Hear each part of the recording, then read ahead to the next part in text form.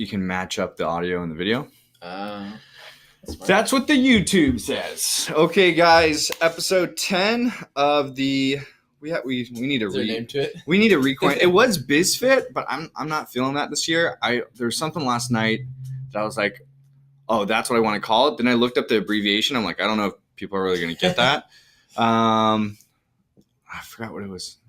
Like All the Fitness or something like that. All the Fitness. Yeah, All the Fitness. I like the word All the Fitness, but yeah. I don't know if alliteration would really work. Well, the titles, we're still working on the title. So last week we talked with Coach Casey. This is Coach Jeremiah, one of the AM crews. So today it's week 3 of the CrossFit Open. 18.3. What were your thoughts watching it live with the Masters? And they're calling 35 to 40 Masters, which I take personally because A, I'm in that age group. B, I really don't want to work out or compete with Spieler and Maddox. Well, Neil Max is in the 40 to 44 now. Oh, yeah. This is the last year. So that's why they were claiming the rematch. This was the only time they could do it. Yeah. Gotcha. But still, no, I'm going to save myself to the 40s. I'm still in my 40s. But what was your initial reaction, A, when you heard the workout? When I first heard it, it did not look fun. It did not sound fun just because of all the double unders.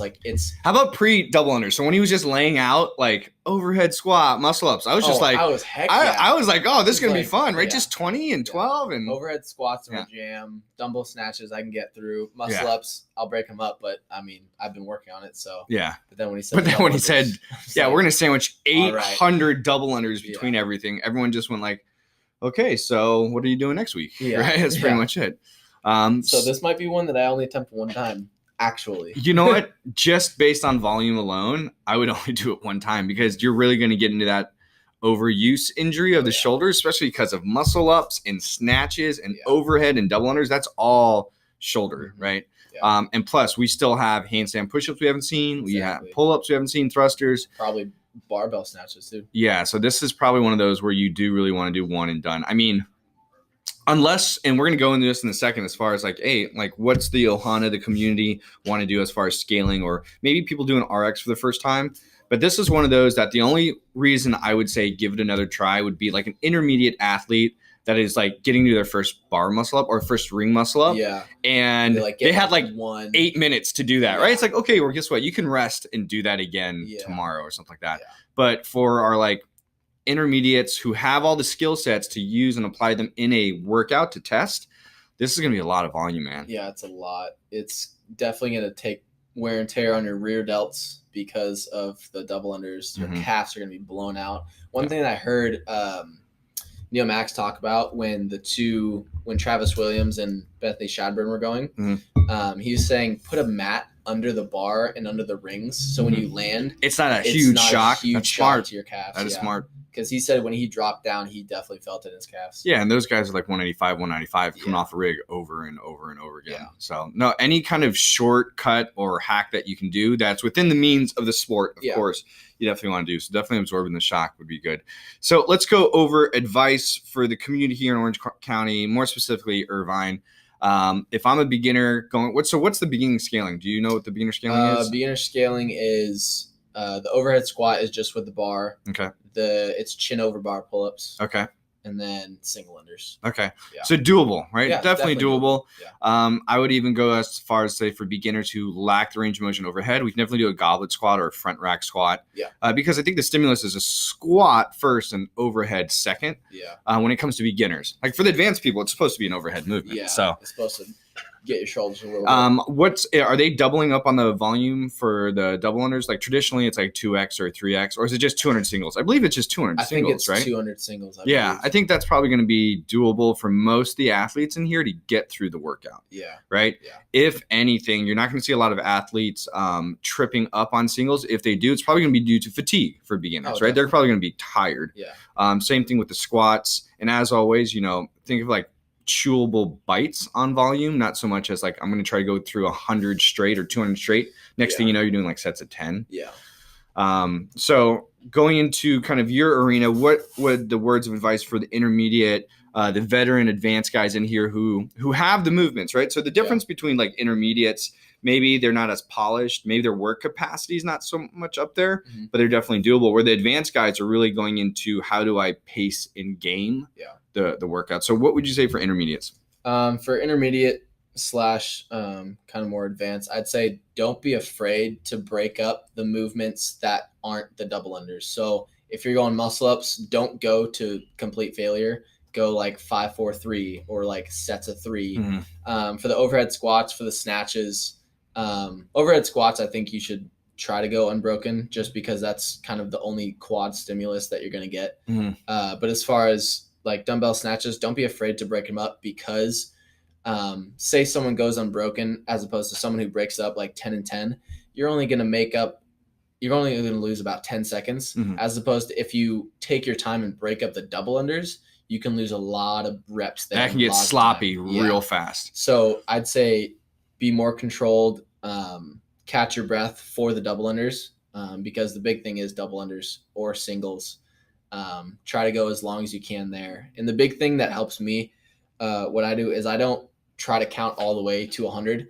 I go like 25. Sometimes I even go, okay, I have 10 sets of 10. I'll do count up to 10 and then I'll start back at 1 and I'll go again. That doesn't mean I break, but I'm like 9, 10. So you're not getting caught up with like 72, Exactly. 73, and then it plays that mind game with you like, oh, I can't catch now. 'Cause if you're thinking I have 100 to go, that's really intimidating as opposed to I only have 10 sets of 10. Like it's not as bad mentally. And that's funny how you say that because most people do that when it comes to the loaded movements, right? Squats, wall balls. Exactly. But when they do the double unders or the running, they never think about it that way. And then that's when they kind of get caught up with. And I totally agree. On the loaded movements, you definitely want to break up because the name of the game is consistent movement. You can take over rest on those transitions and the double unders. That's just going to eat away at those times. Whereas if you cut them up, but you know that it's kind of perpetually moving forward, you're not like taking that 30 seconds to shake your shoulders out or something like that. I think you'll eventually catch whoever's in the lead and then eventually surpass them because you're not taking that overlong break. Like Travis Williams, I was watching him. He's a great games athlete. He didn't break anything up until the second round of the ring muscle ups. But I was noticing what he was doing. He would go like on the snatches or on the overhead squats. He'd finish them. He'd go all the way through, but he'd take his time. So not like super fast. He'd like squat, rest of the top, squat. He was doing like the Froning thrust or the Froning method, so to speak, right? Resting at the top end of the movement. And then when he'd come back to the double unders, he wouldn't get him real quick and just go. He'd get him, shake his shoulders out and be like, okay, I got 100 right here. And then go. Make sure he was ready mentally. I think they were just loosey-goosey going into the double unders versus having any tension on their body because they just had something under load, which causes tension. So it was interesting to watch. I'm interested watching this because of the finger situation. So unless they do one-arm muscle-ups, I'll probably, which I don't have, I'll probably be doing the scaled this week. But the big thing, too, for the intermediate / advanced that have muscle-ups, don't try to just yank your body up and muscle it. Really allow your body to swing up there and use the momentum. Are you saying use technique, Jeremiah? Use technique. What? Yes. Because your arms are already going to be very cashed and blown out. So you might as well use your legs because the only thing your legs are for is your calves for dumbbell unders and then overhead squats. But the total volume and the load of the overhead squats for an advanced person should be well under 40% of their max and work capacity. So you shouldn't worry about the overhead squats at all. Okay, so that was our take on week 3. Jeremiah, when are you running this workout? Probably 12 o'clock or 1 o'clock today. 12 or 1 o'clock today. Maybe a little live feed Instagram action. We'll see. As always, I'll do it on Monday when no one's here watching it. So that being said, I just want to do a quick little segue to affiliates and gyms. And you've had some experience at different affiliates and you're a coach here now. And just my 2 cents about running the open in affiliates, why to do intramurals versus why not to do intramurals. So in the early years of 2008, 2009, when we started doing the open, we didn't have a lot of members. So it was easy just to do individuals. And not only that, I was uber competitive, right? I was like, I'm going to be the next CrossFit Open winner, even though there was only one CrossFit Open or CrossFit Games prior to that. Now, with as large of a community as we have now, the key thing about the Open is participation, right? We want this to be an excuse to have fun with the community. And one way to do that is to create intramural sports, right? So what we do this year, and we've done it for many years, is we give handicaps to beginners, intermediate, advanced, and the coaching staffs team up. So there's a team of coaches to keep accountability and support there. And we pick teams based on hours. So Coach Jeremiah and Katie are the AM crew. And so they picked athletes that worked out in the AM crew, so you can motivate them and get them together for Friday night fights or Saturday morning.